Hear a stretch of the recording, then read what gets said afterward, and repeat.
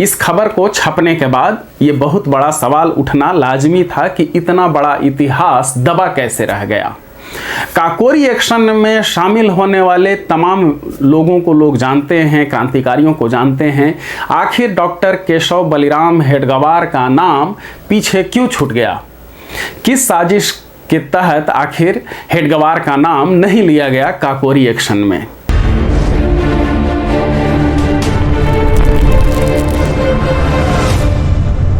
नमस्ते, the freedom में आपका स्वागत है। मैं सुधीर और आज की चर्चा एक खास खबर को लेकर के 1 अप्रैल 2021 यानी इसी 1 अप्रैल को दैनिक जागरण अखबार में लखनऊ संस्करण में एक खबर छपी।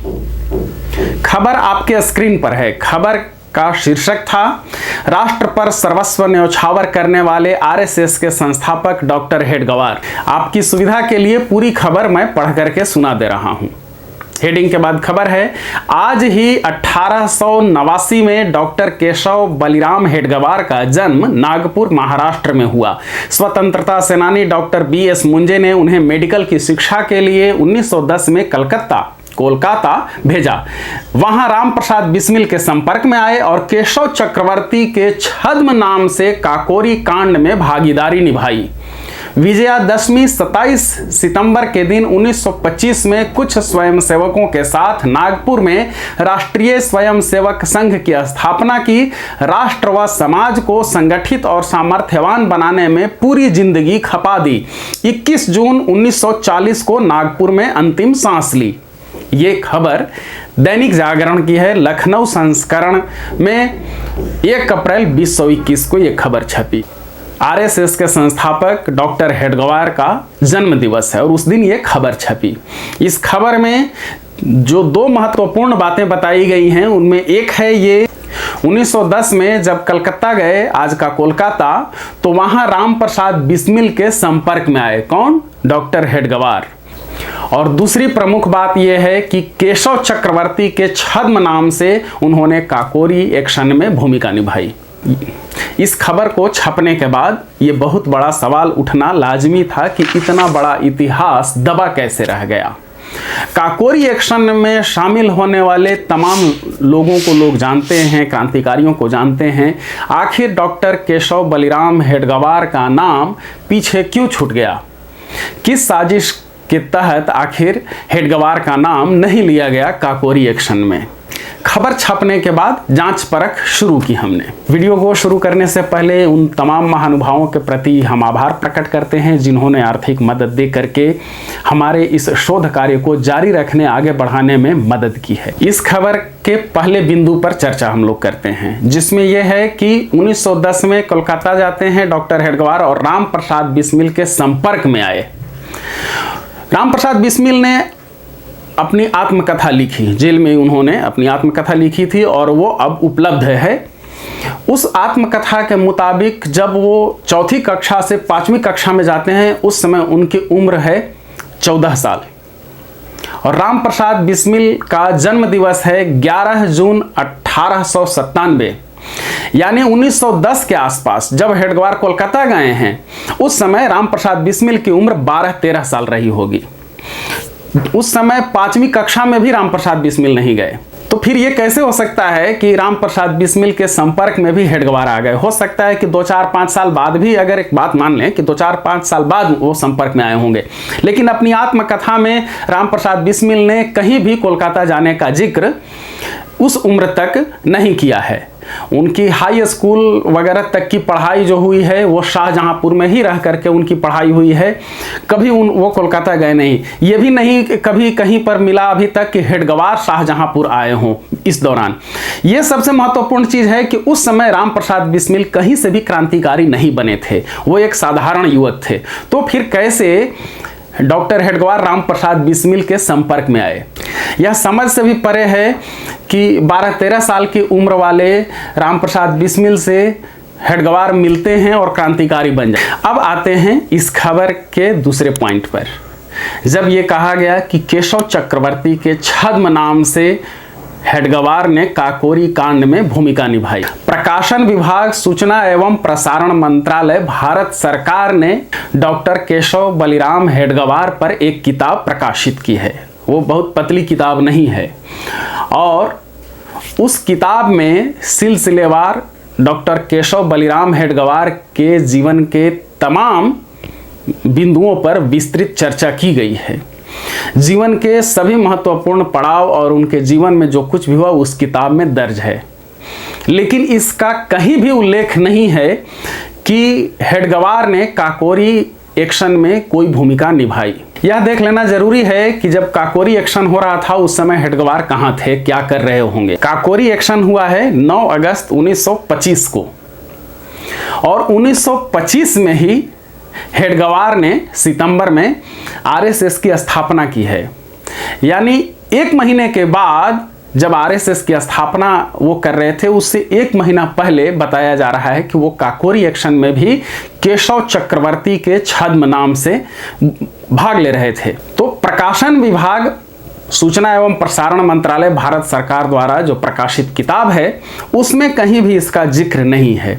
यह जरूरी नहीं कि एक किताब में सारी बातों का जिक्र हो ही, इसलिए हमने और भी दस्तावेज खंगालना शुरू किए। इसके बारे में तथ्य तलाशना बहुत आसान नहीं था। ये 1925 की बात है जब काकोरी एक्शन हुआ था और जब तक सारे क्रांतिकारी जीवित थे अलग अलग मामलों के, चाहे वो गद्दार पार्टी के हों या फिर एचआरए के हों, अनुशीलन समिति से जुड़े लोग हों, एचएसआरए से जुड़े लोग हों, जब तक क्रांतिकारी जीवित थे तब तक ये बात अभी तक नहीं उठी थी। अब ये बात उठाई गई है 2021 में। दस्तावेज हमें बताते हैं कि काकोरी एक्शन में केशव चक्रवर्ती नाम से एक क्रांतिकारी ने भाग लिया था। कुल 10 लोगों ने मिल करके काकोरी एक्शन को अंजाम दिया था और उन 10 लोगों में एक केशव चक्रवर्ती भी शामिल थे। अब सवाल यह है कि ये केशव चक्रवर्ती आखिर कौन थे। इसके साथ साथ एक और बात तो अपने आप ये आ जाती है कि अगर काकोरी एक्शन में केशव बलिराम हेडगेवार ने भूमिका निभाई है तो निश्चित रूप से वो क्रांतिकारी भी रहे होंगे। दस्तावेज ये बताते हैं कि कोलकाता में रहने के दौरान हेडगेवार अनुशीलन समिति में शामिल हुए थे। इस बारे में त्रैलोक्यनाथ चक्रवर्ती, जो अनुशीलन समिति के क्रांतिकारी थे, ने खुद लिखा है। और भी कुछ ऐसे दस्तावेज हैं जो बताते हैं कि कोलकाता में रहने के दौरान अनुशीलन समिति से डॉक्टर हेडगेवार जुड़े थे।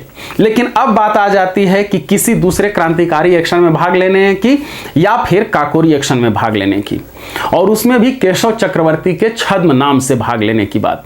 यह जान लीजिए कि काकोरी एक्शन में केशव चक्रवर्ती पकड़े नहीं जा सके थे, गिरफ्तार नहीं हो सके थे और बाद में उनके बारे में बहुत अधिक विवरण नहीं मिलता है कि आखिर वो कहाँ गए, कहाँ रहे। तो ऐसे में यह तय कर पाना न तो बहुत आसान है न बहुत मुश्किल कि आखिर केशव चक्रवर्ती ही क्या सचमुच हेडगेवार थे। हेडगेवार ने ही केशव चक्रवर्ती के छद्म नाम से काकोरी एक्शन में भाग लिया था। दोनों क्या एक ही हैं या दोनों अलग अलग हैं? इसका सबसे बड़ा प्रमाण है आरएसएस के पास। आरएसएस का मुख्य पत्र है पांचजन्य और 1968 में जब पांचजन्य के संपादक थे वचनेश त्रिपाठी, उन्होंने एक क्रांति संस्मरण विशेषांक निकाला था और उसमें उस समय के जीवित बचे तमाम क्रांतिकारियों से उन्होंने संपर्क किया था कि आप लिखें, और बहुत सारे क्रांतिकारियों ने उस अंक के लिए लिखा भी था। कहा जाता है कि वचनेश त्रिपाठी का विरोध भी हुआ था संघ में ही, चूंकि अधिकतर क्रांतिकारी जो उस समय थे वो या तो कांग्रेस में थे या फिर कम्युनिस्ट हो चुके थे। गिने चुने क्रांतिकारी जनसंघ से जुड़े हुए थे। ऐसे में वचनेश त्रिपाठी पर यह आरोप लग रहा था कि आप कांग्रेसियों की या कम्युनिस्टों की बात क्यों पांचजन्य में छाप रहे हैं। उस स्थिति में वचनेश त्रिपाठी ने कहा कि ये कांग्रेसी या कम्युनिस्ट नहीं हैं बल्कि ये क्रांतिकारी हैं। आप मानिए या ना मानिए, देश के नायक यही हैं। आप इन्हें आज कांग्रेसी या कम्युनिस्ट नहीं, क्रांतिकारी के रूप में देखिए, और जो उनकी बात है वही सच्ची बात है। तो ये बहुत बड़ा काम किया था वचनेश त्रिपाठी ने, और पांचजन्य का वो जो अंक निकला था 1968 में क्रांति संस्मरण विशेषांक, उसमें एक आलेख केशव चक्रवर्ती का भी था। केशव चक्रवर्ती के इस संस्मरण का शीर्षक था विदेशों से शस्त्रास्त्र लाने की प्रचेष्टा। लेखक का नाम स्पष्ट तौर पर दिया हुआ है श्री केशव चंद्र चक्रवर्ती, और इसमें परिचय भी दिया हुआ है कि सचिंद्रनाथ सान्याल ने केशव चक्रवर्ती को भेजा था जर्मनी में शस्त्रास्त्र लाने के लिए। केशव चक्रवर्ती बनारस के रहने वाले थे, और फिर इस संस्मरण में केशव चक्रवर्ती ने अपना पूरा संस्मरण लिखा है कि कैसे कैसे वो विदेश गए, क्या क्या हुआ, कैसे वो लौटे। याद रखिए कि यह संस्मरण 1968 में केशव चक्रवर्ती ने लिखा है, और 1940 में ही डॉक्टर हेडगवार की मृत्यु हो चुकी थी। जाहिर सी बात है कि जिस व्यक्ति की मृत्यु 1940 में ही हो चुकी है, वह इंसान आखिर 1968 में कैसे लिख सकता है। एक और चीज है कि इस आलेख के साथ लेखक की तस्वीर भी छपी हुई है, और वो तस्वीर डॉक्टर हेडगवार से कहीं भी मेल नहीं खाती। आरएसएस का ही ये दस्तावेज बताता है कि डॉक्टर हेडगवार केशव चक्रवर्ती नहीं थे।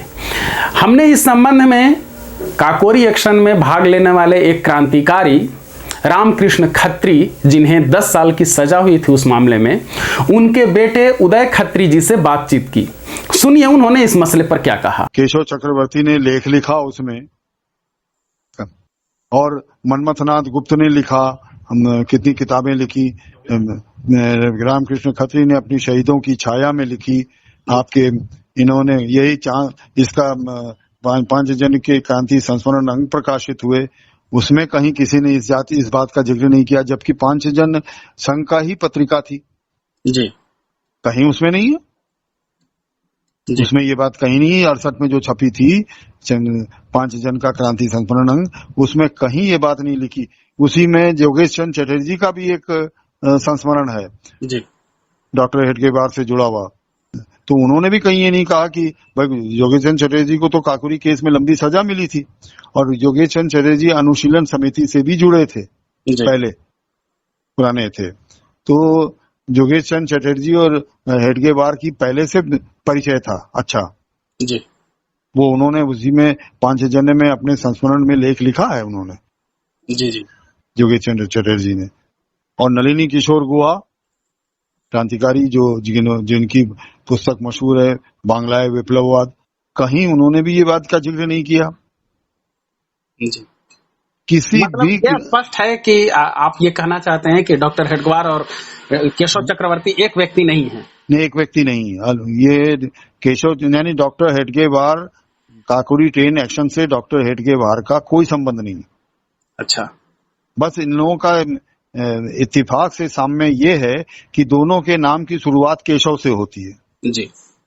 वो केशव चक्रवर्ती, ये केशव बलिराम है। ये आप सुन रहे थे काकोरी एक्शन के एक क्रांतिवीर रामकृष्ण खत्री के बेटे उदय खत्री जी की आवाज। तो ये बातें प्रमाणित होती हैं जो दस्तावेज बताते हैं। कोलकाता में रहने के दौरान डॉक्टर हेडगवार अनुशीलन समिति से जुड़े थे, लेकिन राम प्रसाद बिस्मिल के संपर्क में आने की बात पूरी तरह से झूठी है। ये सच है कि अनुशीलन समिति से जुड़े थे, लेकिन काकोरी एक्शन में केशव चक्रवर्ती के नाम से उन्होंने भाग नहीं लिया था। केशव चक्रवर्ती दूसरे व्यक्ति थे। एक बात और यहाँ पर समझना है कि जितने भी क्रांतिकारी थे आमतौर पर छद्म नाम से वो एक्शन किया करते थे। छद्म नाम उन लोगों के हुआ ही करते थे, लेकिन कोई भी अपना सरनेम सिर्फ नहीं बदलता था, वो पूरा नाम बदलता था। अगर जैसे मान लेते हैं मेरे सर्टिफिकेट पर मेरा नाम लिखा है सुधीर सिंह, तो जब मैं छद्म नाम रखूंगा तो सुधीर प्रसाद या सुधीर कुमार या सुधीर वाजपेयी, सुधीर आडवाणी, सुधीर गांधी, ऐसे मैं अपना नाम नहीं रखूंगा। सिर्फ सरनेम बदल करके अपने आप को छुपाया नहीं जा सकता। जितने भी क्रांतिकारियों ने अपने छद्म नाम रखे थे उसमें उनका ओरिजिनल नाम कहीं नहीं होता था, कहीं भी उनके नाम के आसपास भी वैसा नहीं होता था जिससे कहीं से कोई लिंक मिले। लेकिन यहाँ पर इसी बात का फायदा उठाया गया कि केशव और केशव दोनों में सेम है, तो ऐसा करते हैं कि इसको बताते हैं कि जो ये केशव चक्रवर्ती थे वो वास्तव में हेडगवार केशव चक्रवर्ती के नाम से शामिल थे। इस मामले को लेकर के लाहौर एक्शन, जिसमें भगत सिंह, सुखदेव और राजगुरु को फांसी की सजा हुई थी, उसी मामले में आजीवन कारावास की सजा पाने वाले गया प्रसाद के बेटे क्रांति कुमार जी से हमने बातचीत की। सुनिए उन्होंने क्या कहा। पहली बात तो ये केशव चक्रवर्ती और केशव हेडगेवार जी, ये दोनों व्यक्ति अलग अलग व्यक्ति थे, सेम व्यक्ति नहीं है, जैसा कि इन्होंने इतिहास में कुछ लोग भ्रम फैला रहे हैं जी। केशव चक्रवर्ती के नाम से ही थे, इन्हीं के नाम से इन पर मुकदमा चला था। और अलग केस में, इस केस में काकोरी जो 10 लोगों ने ट्रेन डकैती की थी उसमें केशव चक्रवर्ती शामिल थे, लेकिन ये पकड़े नहीं गए, फरार रहे और आदर्श केस में इनको सजा हुई थी और ये आजादी के बाद तक जीवित रहे थे। और केशव हेडगेवार जी 1940 में डेथ हो चुकी थी। केशव हेडगेवार की ये भ्रम फैलाए, केशव हेडगेवार अलग व्यक्ति थे, इनका काकोरी केस से कोई लेना देना नहीं है। और वैसे भी जहां तक छद्म नाम की बात आती है, फर्जी नाम की बात आती है, तो कोई भी व्यक्ति अपना पूरा नाम बदलेगा, केशव चक्रवर्ती है ऐसा नहीं, चक्रवर्ती हेडगेवार रख लेंगे और केशव नाम वही रखेंगे। नाम कोई भी व्यक्ति अपना पूरा बदलता है। चक्रवर्ती बंगाली होते हैं, हेडगेवार मराठी होते हैं, दोनों की लैंग्वेज और टोन में फर्क आ जाता है। मेरे पिताजी भी लॉ षड्यंत्र केस में थे, भगत सिंह के साथियों में थे, उन्होंने अपने फर्जी नाम रखे थे। ये गलती नहीं है, किसी तरह साजिश के तौर पर किया जाता है ताकि अपने आदर्शों को उठा सके। असल में आरएसएस के साथ सबसे बड़ी प्रॉब्लम यही है कि उनके पास अपने कोई महापुरुष नहीं है, ऐसे महापुरुष नहीं जो आम जनता में स्वीकार्य हो, क्योंकि आरएसएस ने कभी भी कोई भी आंदोलन अंग्रेजों के खिलाफ नहीं लड़ा। इनका कोई व्यक्ति फांसी पर नहीं चढ़ा, इनका कोई व्यक्ति काला पानी जेल नहीं गया। आरएसएस के संगठन की स्थापना कोई आजादी के संपर्क से नहीं हुआ था और ये एक प्लान के तहत किया जाता है ताकि हम इतिहास को विकृत कर दें और अपने आदर्शों को उठा सकें। ये बिल्कुल ये सोची समझी षड्यंत्र है, सोची समझी एक प्लानिंग है, जिसका हम लोगों को बहुत खराब लगता है। हमारे क्रांतिकारी परिजनों ने इस पर बहुत तीव्र रोष भी व्यक्त किया है। इस तरह की इतिहास की विकृत करने की घटना का हम बर्दाश्त नहीं करेंगे। ये आप लाहौर एक्शन में आजीवन कारावास की सजा पाने वाले गया प्रसाद के बेटे क्रांति कुमार जी की आवाज सुन रहे थे। तो दस्तावेज और प्रमाण ये बताते हैं कि दैनिक जागरण की यह खबर पूरी तरह से झूठी है, फर्जी है, गलत खबर है और इतिहास को विकृत करने की एक साजिश है। अखबार में जो कुछ भी छपता है वो बाद के दिनों के लिए दस्तावेज हो जाता है और यही खबर 10 साल के बाद लोग कहेंगे कि देखिए 10 साल पहले ही अखबार में ऐसा छप चुका था। उस समय द फ्रीडम का ये वीडियो जरूर दिखाइएगा। दोस्तों, इस वीडियो को तैयार करने में हमें काफ़ी वक्त लगा। 1 अप्रैल को ये खबर छपी थी और अब जाकर के हमारा ये इस पर जितना भी काम था वो पूरा हुआ, इसीलिए देर हुई है। वीडियो खत्म होने से पहले आप सभी से आग्रह है साथियों, जो आप में से आर्थिक रूप से सक्षम हैं, हमारे शोध कार्य को जारी रखने के लिए हमें आर्थिक मदद करें। आपके स्क्रीन पर एक बैंक खाते का विवरण नजर आ रहा होगा, ये विवरण डिस्क्रिप्शन में भी डाला हुआ है। आप इस बैंक खाते के माध्यम से हमारी मदद कर सकते हैं। अगर आप आर्थिक रूप से सक्षम नहीं हैं तो भी आप हमारी मदद कर सकते हैं। क्रांतिकारियों से संबंधित सैकड़ों वीडियो हैं इस चैनल पर, उन्हें अधिक से अधिक लोगों तक पहुंचाइए। लोगों को बताइए कि आखिर क्रांतिकारी कौन थे, कैसे लड़ते थे, उनका लक्ष्य क्या था, उनका आदर्श क्या था, उन्होंने कितना अधिक बलिदान दिया। हमारे साथ जुड़े रहने के लिए द फ्रीडम को सब्सक्राइब कीजिए। धन्यवाद। जय हिंद। इनकलाब जिंदाबाद।